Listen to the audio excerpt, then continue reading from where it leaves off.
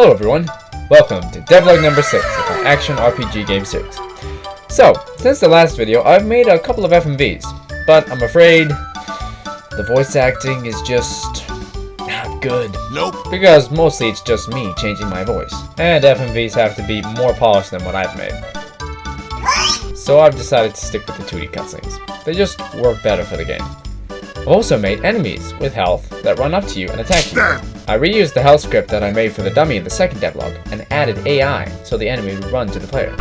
Happily, it didn't give me crap tons of errors and make me scratch my head for hours and hours wondering why it wasn't working. I tried making a companion, in this case Curtis. He was supposed to run around with you and attack any nearby enemies. He did the first part right, and even the second, but for some reason he just wouldn't give damage to the enemy. Oh well. I'm not gonna worry about that for now. I might fix it later. Maybe. Then I made the first boss. I just copied the scripts from the normal enemy and gave him more health. Then I gave him a nice looking health bar, and then everything worked. I've also changed the HUD. I made an image of your face up at the top left corner with your health and your magic next to it.